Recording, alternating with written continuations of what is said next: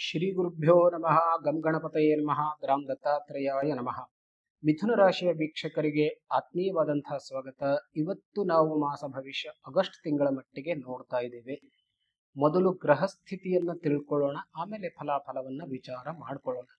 ಮೊದಲು ಇದು ನೋಡಿ, ಮಿಥುನ ರಾಶಿಯ ಒಂದು ಸ್ಥಾನ ಅಂತ ನಾವು ಹೇಳ್ಬಹುದು. ಇದು ಮಿಥುನ ರಾಶಿಯ ಸ್ಥಾನ, 1ನೇ ಭಾವ ಅಂತ ಹೇಳಿ ತೋರಿಸಿದೆ ನೋಡಿ. ಇಲ್ಲಿ ಕುಜ ಕೂತ್ಕೊಂಡಿದ್ದಾನೆ. ವಿಶೇಷವಾಗಿ ಒಳ್ಳೆಯದಲ್ಲ ಅಂತ ಹೇಳ್ಬೋದು. ಆದರೆ ವಿಶೇಷವಾಗಿ ಉಚ್ಚನಾದಂತಹ ಗುರು ಧನಸ್ಥಾನದಲ್ಲಿ ಮುಂದುವರಿತಾ ಇದ್ದಾನೆ. ಅದರ ಜೊತೆಗೆ ಕರ್ಮಕ್ಕೆ ಕರ್ಮಕಾರಕನಾದಂತಹ ರವಿ ಕೂಡ ಇಲ್ಲಿರೋದರಿಂದ ಓಕೆ. ಆಮೇಲೆ ಗುರು ದಶಮಾಧಿಪತಿಯು ಕೂಡ ಹೌದು ನಿಮಗೆ.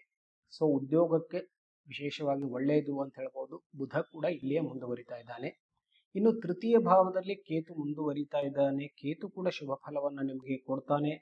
ಚತುರ್ಥ ಭಾವದ ಶುಕ್ರ ಒಳ್ಳೆಯವನಾಗಿದ್ದಾನೆ, ಅವನು ಕೂಡ ಒಳ್ಳೆ ಫಲವನ್ನ ಖಂಡಿತವಾಗಿಯೂ ಕೊಡ್ತಾನೆ. ಇನ್ನು 9ನೇ ಭಾವದ ವಿಚಾರವನ್ನ ಮಾಡಿದಾಗ ಕುಂಭರಾಶಿಯಲ್ಲಿ ರಾಹು ಕೂತ್ಕೊಂಡಿದ್ದಾನೆ. ವಿಶೇಷವಾಗಿ ಸಪೋರ್ಟ್ ಮಾಡೋದಿಲ್ಲ. 9ನೇ ಭಾವಕ್ಕೆ ಸಂಬಂಧಪಟ್ಟಂತಹ ಪ್ರಶ್ನೆಗೆ ತೊಂದರೆಯನ್ನ ಕೊಡ್ಬೋದು. ಆದ್ರೆ ಶನಿ ದಶಮ ಭಾವದಲ್ಲಿ ಮೀನರಾಶಿಯಲ್ಲಿ ಇದ್ದಾನೆ. ಸ್ವಲ್ಪ ಡಿಸ್ಟರ್ಬೆನ್ಸ್ ಇರಬಹುದು ಶನಿಯಿಂದ. ಏನೇನ್ ಮಾಡ್ತಾನೆ ಇದನ್ನು ಕೂಡ ನಾವು ಖಂಡಿತವಾಗಿ ನೋಡ್ತೇವೆ.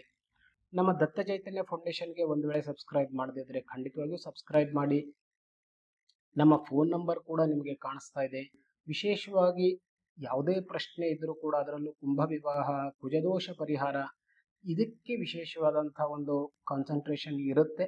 ಸೊ ಅಲ್ಲಿ ನಿಮ್ಗೇನಾದ್ರೂ ಸಂಶಯ ಇದ್ರೆ ಖಂಡಿತವಾಗಿಯೂ ನೀವು ಅದನ್ನ ಪರಿಹಾರ ಮಾಡ್ಕೊಳ್ಬಹುದು.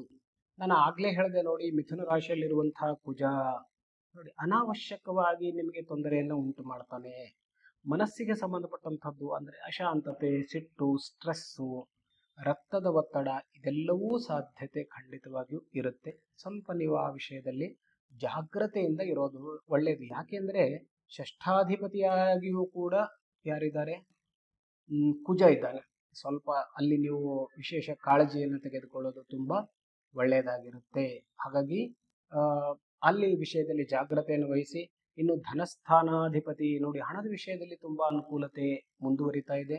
ಪಿತ್ರಾರ್ಜಿತ ಆಸ್ತಿಯ ಲಾಭ ನಿಮಗೆ ಸಿಗುವಂತಹ ಸಾಧ್ಯತೆ. ಅದರ ಜೊತೆಗೆ ನೋಡಿ, ಯಾವುದೋ ಒಂದು ವಿಷಯ ಕಾಂಪ್ಲಿಕೇಶನ್ ಆಯಿತು ಅಂತಂದ್ರೆ ಅದನ್ನ ಜಾಣತನದಿಂದ ಆ ಸಮಸ್ಯೆಗಳಿಗೆ ಪರಿಹಾರ ಮಾಡುವಂತಹ ಒಂದು ಶಕ್ತಿ ನಿಮಗೆ ಖಂಡಿತವಾಗಿಯೂ ಮುಂದುವರಿಯುತ್ತೆ.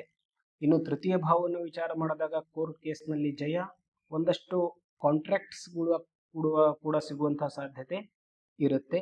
ಸುಖಸ್ಥಾನ ತುಂಬಾ ಚೆನ್ನಾಗಿದೆ. ಮನೆ ಕಟ್ಟುವಂತಹ ಕೆಲಸ ಮುಂದುವರಿಯಬಹುದು. ಅದರಲ್ಲೂ ವಿಶೇಷವಾಗಿ ಸಾಮಾಜಿಕ ಕಾರ್ಯದಲ್ಲಿ, ಸೋಷಿಯಲ್ ವರ್ಕ್ದಲ್ಲಿ ನೀವೇನಾದರೂ ಮುಂದುವರಿತಾ ಇದ್ರೆ ನಿಮಗೆ ತುಂಬಾ ಅನುಕೂಲ. ಇನ್ನು ಪಂಚಮ ಭಾವವನ್ನು ನೋಡೋದಾದ್ರೆ ಮಕ್ಕಳಿಗೆ ಅದರಲ್ಲೂ ವಿಶೇಷವಾಗಿ ನೋಡಿ, ವಿದ್ಯಾಭ್ಯಾಸ ಮಾಡ್ತಿದ್ರೆ ಅಲ್ಲೂ ಅನುಕೂಲ ಇದ್ದು, ಅಥವಾ ಉದ್ಯೋಗದಲ್ಲಿ ಏನಾದರೂ ಇದ್ರೆ ಮಕ್ಕಳ ವಿಷಯದಲ್ಲಿ ನಾನು ಹೇಳ್ತಾ ಇದ್ದೇನೆ, ಒಂದು ಒಳ್ಳೆ ಪೊಸಿಷನ್ ಸಿಗುತ್ತೆ. ಅದರಿಂದ ನಿಮಗೆ ಸ್ವಲ್ಪ ಟೆನ್ಷನ್ ರಿಲೀಫ್ ಆಗುವಂತಹ ಸಾಧ್ಯತೆ ಇರುತ್ತೆ. ಆದರೆ ಷಷ್ಠ ಭಾವ ಹೇಳದ್ನಲ್ಲ, ಅಧಿಪತಿ ಆದಂತಹ ಕುಜ ಲಗ್ನ ಭಾವದಲ್ಲಿ ಇರೋದ್ರಿಂದ ಒಂದಷ್ಟು ಸಣ್ಣ ಪುಟ್ಟ ವಿಘ್ನಗಳು ಅಂತಂದ್ರೆ ಅಡಚಣೆಗಳು ಖಂಡಿತವಾಗೂ ಎಲ್ಲಾ ಕೆಲಸಗಳಲ್ಲೂ ಬರುವಂತಹ ಸಾಧ್ಯತೆ. ಕುಜದೋಷ ಪರಿಹಾರವನ್ನ ಮಾಡ್ಕೊಳ್ಳೋದ್ರಿಂದ ಇದನ್ನ ನೀವು ಸಾಲ್ವ್ ಮಾಡಬಹುದು. ಮದುವೆ ಯೋಗ, ಪ್ರೇಮ ಸಂಬಂಧಗಳಲ್ಲಿ ಅನುಕೂಲ, ಬೇರೆಯವರಿಗೆ ಒಂದಷ್ಟು ಸಹಾಯವನ್ನ ಮಾಡಿ, ಅಗತ್ಯ ಇದ್ದವರಿಗೆ ಸಹಾಯವನ್ನ ಮಾಡೋದರಿಂದ ನಿಮ್ಮ ಸಂಕಷ್ಟಗಳು ಪರಿಹಾರವಾಗುವಂತಹ ಸಾಧ್ಯತೆ ಇರುತ್ತೆ. ನೋಡಿ, ಮಕರ ರಾಶಿ ಅಷ್ಟಮ ಭಾವದಲ್ಲಿ ತೋರಿಸ್ತಾ ಇದೆ. ಆದ್ರೆ ಇಲ್ಲಿ ಒಂದು ಅನುಕೂಲತೆ ಏನು ಅಂತ ಕೇಳಿದ್ರೆ, ಶನಿ ಮಧ್ಯಮ ಫಲವನ್ನ ಕೊಡೋದರಿಂದ ಲೋನ್ ಕೆಲಸ ಸುಗಮವಾಗುತ್ತೆ ಅಂತ ಅನ್ಸುತ್ತೆ. ಅದರಿಂದ ನಿಮಗೆ ಸಾಲಗಳಿಂದ ಮುಕ್ತಿ ಸಿಗುವಂತ ಸಾಧ್ಯತೆ. ಇನ್ನು ನವಮ ಭಾವದಲ್ಲಿರುವಂತಹ ರಾಹು ಏನನ್ನ ಮಾಡ್ತಾನೆ ಅಂತ ಹೇಳಿದ್ರೆ, ಒಂದು ವೇಳೆ ಏನಾದ್ರೂ ನೀವು ವಿದೇಶಿ ಯೋಗಕ್ಕೆ ಪ್ರಯತ್ನವನ್ನ ಮಾಡ್ತಾ ಇದ್ರೆ ಆ ಕೆಲಸ ವಿಳಂಬವಾಗುವಂತಹ ಸಾಧ್ಯತೆ. ವಿಶೇಷವಾಗಿ ಧಾರ್ಮಿಕ ಪ್ರವೃತ್ತಿಯನ್ನ ನೀವು ಬೆಳೆಸ್ಕೊಂಡ್ರೆ ತುಂಬಾ ಒಳ್ಳೆಯದಾಗಿರುತ್ತೆ. ಆದ್ರೆ ದಶಮ ಭಾವದಲ್ಲಿರುವಂತಹ ಶನಿ ಮಧ್ಯಮ ಭಾವವನ್ನು ಕೊಡ್ತಾನೆ. ಆದ್ರೆ ಆ ಭಾವವನ್ನ ಸ್ಲೋ ಮಾಡುವಂತಹ ಸಾಧ್ಯತೆ ಜಾಸ್ತಿ ಆಗಿರುತ್ತೆ. ಅಧಿಕಾರ ಇನ್ನೇನೋ ಸಿಕ್ತು ಅಂತ ಅನ್ನೋದರಲ್ಲೇ ಶನಿ ಒಂದಷ್ಟು ಅಡಚಣೆಯನ್ನು ಉಂಟು ಮಾಡುವಂತಹ ಸಾಧ್ಯತೆ. ಆದರೆ ಆತ್ಮವಿಶ್ವಾಸ ಅಂತ ಅನ್ನೋದು ತುಂಬಾ ಮುಖ್ಯ. ಅದರಿಂದ ಮುಂದುವರಿಯಿರಿ, ನಿಮ್ಮ ಪ್ರಾಬ್ಲಮ್ಸ್ಗಳು ಸಾಲ್ವ್ ಆಗುತ್ತೆ. ಸ್ವಲ್ಪ ಆ ವಿಷಯದಲ್ಲಿ ಏನಾದರೂ ಅಡಚಣೆ ಇತ್ತು ಅಂತಂದ್ರೆ ಈ ಶನಿಯ ಪರಿಹಾರವನ್ನ ಮಾಡ್ಕೊಳ್ಳಿ, ಅದು ನಿಮಗೆ ಅನುಕೂಲ. ಇನ್ನು ಏಕಾದಶ ಭಾವಾಧಿಪತಿ ಮೇಷರಾಶಿ ತೋರಿಸ್ತಾ ಇದೆ, ಅಧಿಪತಿ ಕುಜನಾಗಿದ್ದಾನೆ. ಸೊ ಅಲ್ಲಿ ವಿಶೇಷವಾಗಿ ನಾನು ಹೇಳಿದೆ, ಕುಜ ವಿಶೇಷವಾಗಿ ಸಪೋರ್ಟ್ ಇಲ್ಲ ಅಂತ ಹೇಳಿದೆ. ವ್ಯಾಪಾರದಲ್ಲಿ ಕಾನ್ಸ್ಟಂಟ್ ಆಗಿ ಇರ್ತೀರ, ತೊಂದರೆ ಇಲ್ಲ, ಡೌನ್ ಏನು ಆಗೋದಿಲ್ಲ ಅಂತ ಅನಿಸುತ್ತೆ. ಸ್ವಲ್ಪ ಅಡಚಣೆಗಳು ಬರಬಹುದು, ಆದರೆ ಇಲ್ಲೂ ಕೂಡ ಅಷ್ಟೇ, ಸ್ವಲ್ಪ ಕಾನ್ಫಿಡೆನ್ಸ್ ತುಂಬ ಮುಖ್ಯ. ಇನ್ನು ವ್ಯಯಾಧಿಪತಿ ಶುಕ್ರ ತೃತೀಯ ಭಾವದಲ್ಲಿ ಇದ್ದಾನೆ. ಸ್ವಲ್ಪ ಅಣ್ಣ ತಮ್ಮಂದಿರಲ್ಲಿ ಭಿನ್ನಾಭಿಪ್ರಾಯ ಮೂಡಬಹುದು, ಅಥವಾ ನಿಮ್ಮ ದುಡ್ಡು ಅಣ್ಣ ತಮ್ಮಂದಿರ ಸಲುವಾಗಿ ಖರ್ಚಾಗುವಂತಹ ಸಾಧ್ಯತೆ ಕೂಡ ಇರುತ್ತೆ. ವ್ಯಾಪಾರದಲ್ಲಿ ಸ್ವಲ್ಪ ನೀವೇನಪ್ಪ ಅಂತಂದ್ರೆ ವಿಶೇಷವಾದಂಥ ಒಂದು ಗಮನವನ್ನ ಹರಿಸಿಕೊಂಡ್ರೆ ತುಂಬಾ ಒಳ್ಳೆಯದು. ಈ ಒಂದು ಮಾಸದಲ್ಲಿ ಕೇವಲ ಕುಜ ಪರಿಹಾರವನ್ನ ಮಾಡಿಕೊಳ್ಳಿ, ಅದರಿಂದ ನಿಮಗೆ ಒಳ್ಳೆಯದಾಗುತ್ತೆ. ನಮಸ್ಕಾರ.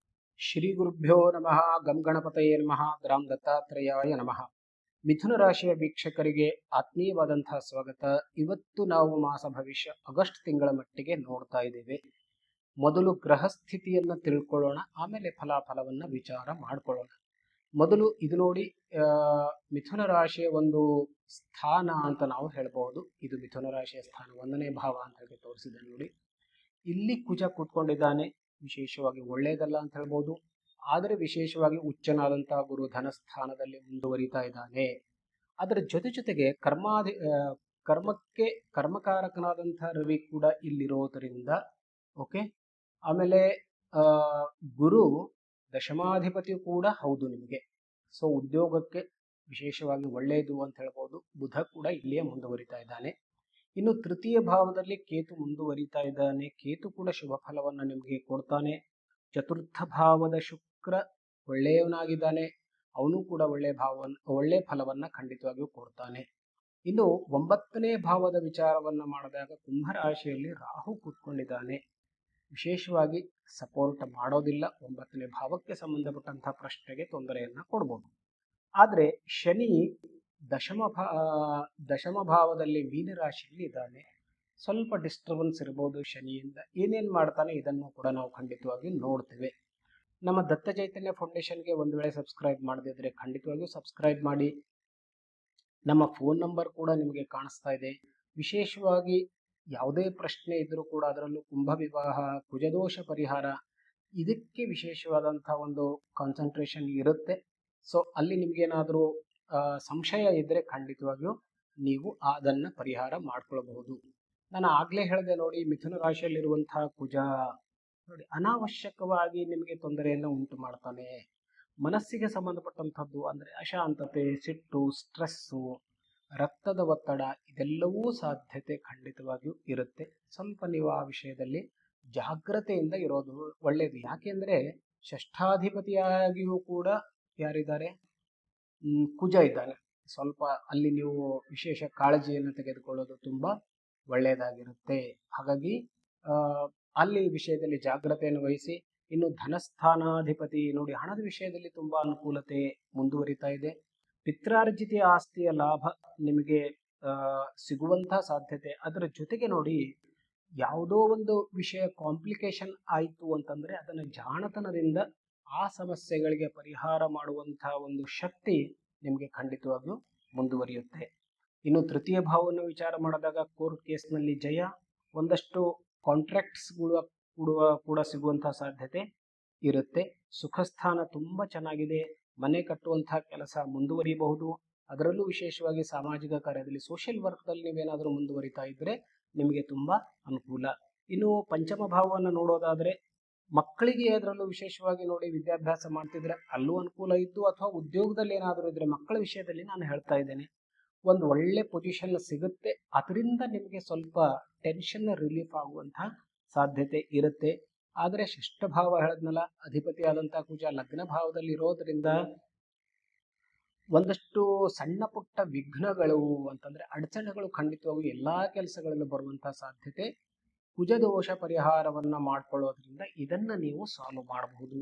ಮದುವೆ ಯೋಗ, ಪ್ರೇಮ ಸಂಬಂಧಗಳಲ್ಲಿ ಅನುಕೂಲ, ಬೇರೆಯವರಿಗೆ ಒಂದಷ್ಟು ಸಹಾಯವನ್ನ ಮಾಡಿ, ಅಗತ್ಯ ಇದ್ದವರಿಗೆ ಸಹಾಯವನ್ನ ಮಾಡೋದರಿಂದ ನಿಮ್ಮ ಸಂಕಷ್ಟಗಳು ಪರಿಹಾರವಾಗುವಂತಹ ಸಾಧ್ಯತೆ ಇರುತ್ತೆ. ನೋಡಿ, ಮಕರ ರಾಶಿ ಅಷ್ಟಮ ಭಾವದಲ್ಲಿ ತೋರಿಸ್ತಾ ಇದೆ. ಆದ್ರೆ ಇಲ್ಲಿ ಒಂದು ಅನುಕೂಲತೆ ಏನು ಅಂತ ಕೇಳಿದ್ರೆ, ಶನಿ ಮಧ್ಯಮ ಫಲವನ್ನ ಕೊಡೋದರಿಂದ ಲೋನ್ ಕೆಲಸ ಸುಗಮವಾಗುತ್ತೆ ಅಂತ ಅನ್ಸುತ್ತೆ. ಅದರಿಂದ ನಿಮಗೆ ಸಾಲಗಳಿಂದ ಮುಕ್ತಿ ಸಿಗುವಂತ ಸಾಧ್ಯತೆ. ಇನ್ನು ನವಮ ಭಾವದಲ್ಲಿರುವಂತಹ ರಾಹು ಏನನ್ನ ಮಾಡ್ತಾನೆ ಅಂತ ಹೇಳಿದ್ರೆ, ಒಂದು ವೇಳೆ ಏನಾದ್ರೂ ನೀವು ವಿದೇಶಿ ಯೋಗಕ್ಕೆ ಪ್ರಯತ್ನವನ್ನ ಮಾಡ್ತಾ ಇದ್ರೆ ಆ ಕೆಲಸ ವಿಳಂಬವಾಗುವಂತಹ ಸಾಧ್ಯತೆ. ವಿಶೇಷವಾಗಿ ಧಾರ್ಮಿಕ ಪ್ರವೃತ್ತಿಯನ್ನ ನೀವು ಬೆಳೆಸ್ಕೊಂಡ್ರೆ ತುಂಬಾ ಒಳ್ಳೆಯದಾಗಿರುತ್ತೆ. ಆದರೆ ದಶಮ ಭಾವದಲ್ಲಿರುವಂತಹ ಶನಿ ಮಧ್ಯಮ ಭಾವವನ್ನು ಕೊಡ್ತಾನೆ, ಆದರೆ ಆ ಭಾವವನ್ನ ಸ್ಲೋ ಮಾಡುವಂತಹ ಸಾಧ್ಯತೆ ಜಾಸ್ತಿ ಆಗಿರುತ್ತೆ. ಅಧಿಕಾರ ಇನ್ನೇನೋ ಸಿಕ್ತು ಅಂತ ಅನ್ನೋದರಲ್ಲೇ ಶನಿ ಒಂದಷ್ಟು ಅಡಚಣೆಯನ್ನು ಉಂಟು ಮಾಡುವಂತಹ ಸಾಧ್ಯತೆ. ಆದರೆ ಆತ್ಮವಿಶ್ವಾಸ ಅಂತ ಅನ್ನೋದು ತುಂಬಾ ಮುಖ್ಯ. ಅದರಿಂದ ಮುಂದುವರಿಯಿರಿ, ನಿಮ್ಮ ಪ್ರಾಬ್ಲಮ್ಸ್ಗಳು ಸಾಲ್ವ್ ಆಗುತ್ತೆ. ಸ್ವಲ್ಪ ಆ ವಿಷಯದಲ್ಲಿ ಏನಾದರೂ ಅಡಚಣೆ ಇತ್ತು ಅಂತಂದ್ರೆ ಈ ಶನಿಯ ಪರಿಹಾರವನ್ನ ಮಾಡ್ಕೊಳ್ಳಿ, ಅದು ನಿಮಗೆ ಅನುಕೂಲ. ಇನ್ನು ಏಕಾದಶ ಭಾವಾಧಿಪತಿ ಮೇಷರಾಶಿ ತೋರಿಸ್ತಾ ಇದೆ, ಅಧಿಪತಿ ಕುಜನಾಗಿದ್ದಾನೆ. ಸೊ ಅಲ್ಲಿ ವಿಶೇಷವಾಗಿ ನಾನು ಹೇಳಿದೆ,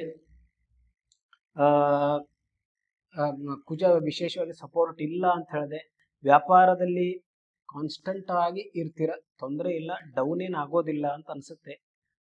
ಸ್ವಲ್ಪ ಅಡಚಣೆಗಳು ಬರಬಹುದು, ಆದರೆ ಇಲ್ಲೂ ಕೂಡ ಅಷ್ಟೇ, ಸ್ವಲ್ಪ ಕಾನ್ಫಿಡೆನ್ಸ್ ತುಂಬಾ ಮುಖ್ಯ. ಇನ್ನು ವ್ಯಯಾಧಿಪತಿ ಶುಕ್ರ ತೃತೀಯ ಭಾವದಲ್ಲಿ ಇದ್ದಾನೆ. ಸ್ವಲ್ಪ ಅಣ್ಣ ತಮ್ಮಂದಿರಲ್ಲಿ ಭಿನ್ನಾಭಿಪ್ರಾಯ ಮೂಡಬಹುದು, ಅಥವಾ ನಿಮ್ಮ ದುಡ್ಡು ಅಣ್ಣ ತಮ್ಮಂದಿರ ಸಲುವಾಗಿ ಖರ್ಚಾಗುವಂತಹ ಸಾಧ್ಯತೆ ಕೂಡ ಇರುತ್ತೆ. ವ್ಯಾಪಾರದಲ್ಲಿ ಸ್ವಲ್ಪ ನೀವೇನಪ್ಪಾ ಅಂತಂದ್ರೆ ವಿಶೇಷವಾದಂತಹ ಒಂದು ಗಮನವನ್ನ ಹರಿಸಿಕೊಂಡ್ರೆ ತುಂಬಾ ಒಳ್ಳೆಯದು. ಈ ಒಂದು ಮಾಸದಲ್ಲಿ ಕೇವಲ ಕುಜ ಪರಿಹಾರವನ್ನ ಮಾಡಿಕೊಳ್ಳಿ, ಅದರಿಂದ ನಿಮಗೆ ಒಳ್ಳೆಯದಾಗುತ್ತೆ. ನಮಸ್ಕಾರ.